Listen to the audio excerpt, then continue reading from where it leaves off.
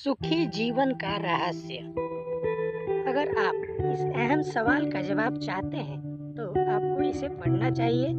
जीवन बहुत लंबा होता है, लेकिन अगर उसके सत्य को स्वीकार कर ले तो सदियां क्षण में ही बीत जाती है।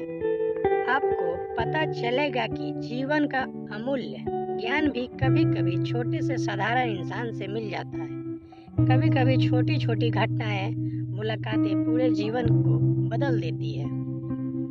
अथाह ज्ञान होकर भी पता चलता है कि हमें तो कुछ पता ही नहीं था। यह सभी बातों का अर्थ इस कथन में पढ़ें और सुने।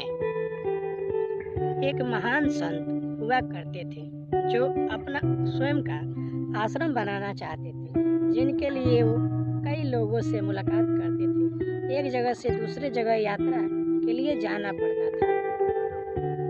इस यात्रा के दौरान उनकी मुलाकात एक साधारण सी कन्या विदुषी से हुई।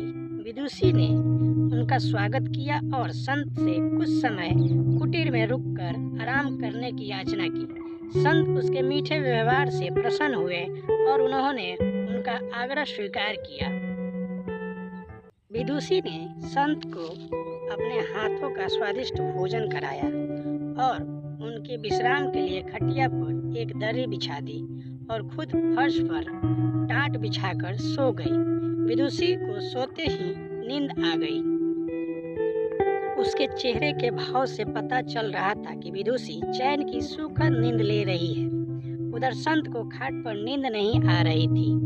उन्हें मोटे गद्दे की आदत थी जो उन्हें दान में मिली थी।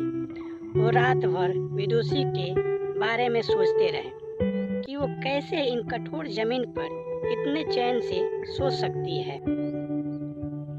दूसरे दिन सवेरा होते ही संत ने विदुषी से पूछा कि तुम कैसे इस कठोर धरा पर इतने चैन से सो रही थी।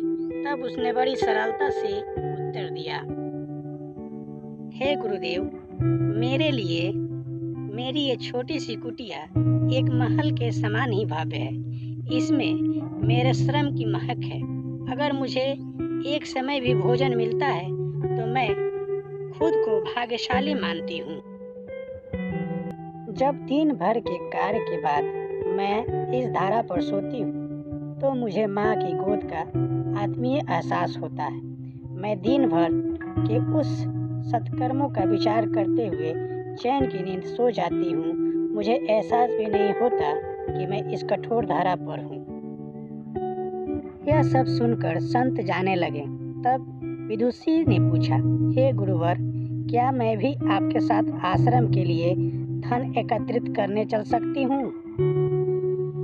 तब संत ने विनम्रता से उत्तर दिया, बालिका, तुमने जो मुझे आज ज्ञान दिया है उससे मुझे पता चला कि चित्त का सुख कहाँ है। जब मुझे किसी आश्रम की इच्छा नहीं रह गई।